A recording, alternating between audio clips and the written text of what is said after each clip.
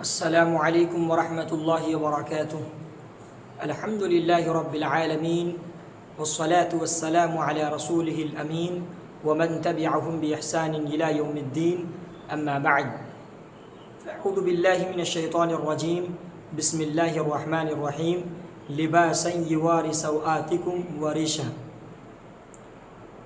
প্রিয় শ্রোতামণ্ডলী, দার্সে রমাজানের 20তম পাঠ, বিষয় পোশাকের আদব। আমরা সকলে অবগত, রমাজানুল মোবারক মাসের আর কয়েকটা দিন রয়েছে। তারপরে আমাদের সামনে একটা বিশাল বড় উৎসবের দিন আসছে, যাকে আমরা ঈদুল ফিতর এর নাম দিয়ে জানি। সেই উৎসবের দিনে বিভিন্ন ধরনের আমরা পোশাক পরিধান করি। সেই পোশাক পরিধানের অনেক আদব রয়েছে। সেই আদব সম্বন্ধে আজকে আমি আপনাদের সামনে কিছু আলোচনা করব।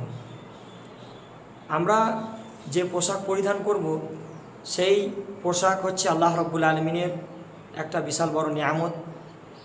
এই পোশাক দিয়ে মানুষ নিজের পর্দা করে।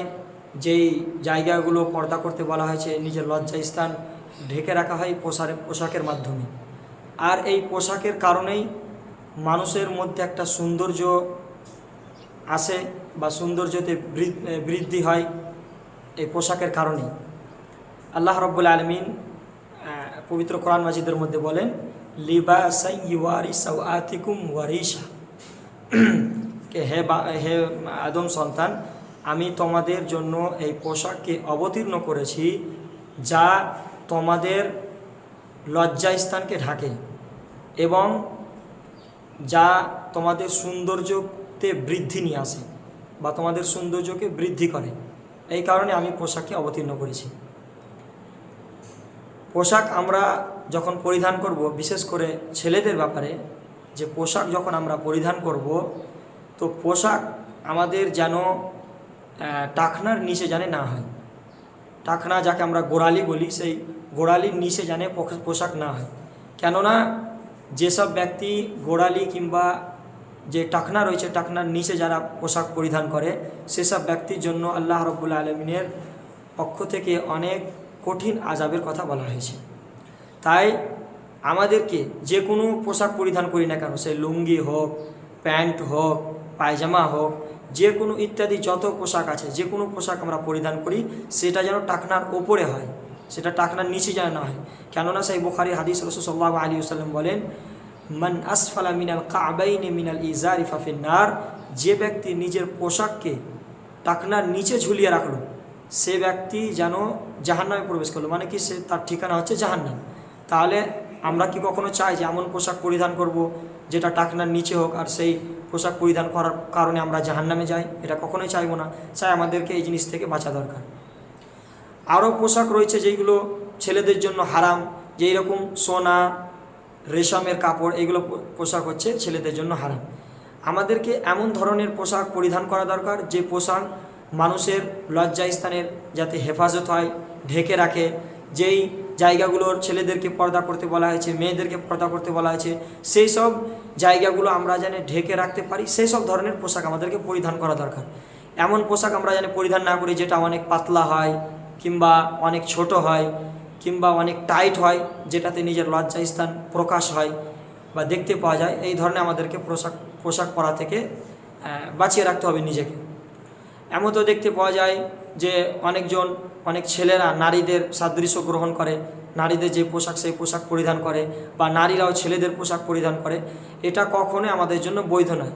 এর ব্যাপারে অনেক অভিশাপ এসেছে আল্লাহ রাব্বুল আলামিনের পক্ষ থেকে, যে যেসব ছেলেরা নারীদের পোশাক পরিধান করে বা নারীরা ছেলেদের পোশাক পরিধান করে, তাদের জন্য অনেক অভিশাপের কথা বলা হয়েছে, তাদের জন্য কঠোর শাস্তি রয়েছে কিয়ামতের দিন।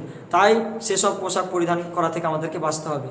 এমন তো অনেক জায়গায় দেখতে পাওয়া যায় যে যারা অমুসলিম রয়েছে, তাদের যে পোশাক, সেই পোশাক পরিধান করে, সেই পোশাক থেকেও আমাদেরকে বেঁচে থাকতে হবে। তাদের যেটা দিনের, এক কথায় তাদের যেটা উৎসবের পোশাক রয়েছে, সেই পোশাকগুলো থেকে আমাদের পরিধান করা থেকে আমাদেরকে বাঁচতে হবে।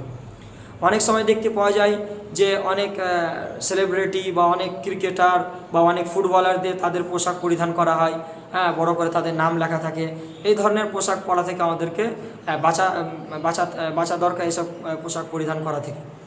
এছাড়াও আরও দেখতে পাওয়া যায় যে সময় ক্ষেত্রে এমন পোশাক পরিধান করা হয়, সেই পোশাকে হয়তো ছবি রয়েছে জিরুহি, জিরু মানে যার আত্মা রয়েছে, যেরকম মানুষের, জীবজন্তু, পাখি হয়ে গেল, পশু পাখি হয়ে গেল, তাদের ছবি থাকে। তো সেসব পোশাক পরিধান করা থেকে আমাদেরকে বাঁচতে হবে। যখন আমরা সাধারণ পোশাক পরিধান করব, তখন আমরা রাসূল সাল্লাল্লাহু আলাইহি ওয়াসাল্লামের যেটা বিধান, যে রাসূল সাল্লাল্লাহু আলাইহি ওয়াসাল্লাম এই দোয়াটি পাঠ করতেন যে আলহামদুলিল্লাহিল্লাযী কাসানি হাদা ওয়া রাযাকানি মিন গায়রি হাউলিন মিন্নি ওয়ালা কুওয়াতিন। এই দোয়াটা রাসূল সাল্লাল্লাহু আলাইহি ওয়াসাল্লাম পাঠ করতেন যখন সাধারণত পোশাক পরিধান করতেন। আর যখন রাসূল সাল্লাল্লাহু আলাইহি ওয়াসাল্লাম নতুন কাপড় পরিধান করতেন তখন এই দোয়াটি পাঠ করতেন, আল্লাহুম্মা লাকাল হামদ আনতা কাসাউতানিহি আসআলুকা মিন খাইরিহি ওয়া খাইরি মা সুনিআ লাহু ওয়া আউযু বিকা মিন শাররিহি ওয়া শাররি মা সুনিআ লাহু। এই দোয়াটি রাসূল সাল্লাল্লাহু আলাইহি ওয়াসাল্লাম পাঠ করতেন যখন নতুন পোশাক পরিধান করতেন। তাহলে আমরা যখন নতুন পোশাক পরিধান করব, তো এই দোয়াটি পাঠ করব। আর পুরনো বা সাধারণ পোশাক যখন পরিধান করব, তো আগে যে দোয়াটি পাঠ বললাম সেই দোয়াটি আমরা পাঠ করব। এই পোশাক যখনই আমরা পরিধান করব, সেই পোশাক হোক কিংবা জুতো হোক, চপ্পল হোক, তো আমরা ডান দিক থেকে শুরু করব আর তারপরে আমরা বাম দিক থেকে শুরু করব। কেননা বাম দিক দিয়ে শয়তানের কাম, বাম দিক দিয়ে শুরু করে ডান দিক দিয়ে শেষ করে, এটা শয়তানের কাম। তাই আমাদেরকে হাদিস কোরআনে যে আদবগুলো বলা আছে সেই আদবগুলোর প্রতি আমাদেরকে আমল করা দরকার।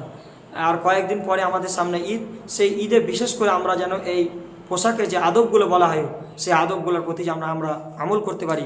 শেষে আল্লাহ রাব্বুল আলামিনের কাছে দোয়া করি, আল্লাহ রাব্বুল আলামিন তুমি আমাদের সকলকে দ্বীনে ইসলামের সঠিক জ্ঞান অর্জন করার এবং সেই সঠিক জ্ঞানের প্রতি আমল করার তৌফিক দান করো, আমিন। আসসালামু আলাইকুম ওয়া রাহমাতুল্লাহি ওয়া বারাকাতুহু।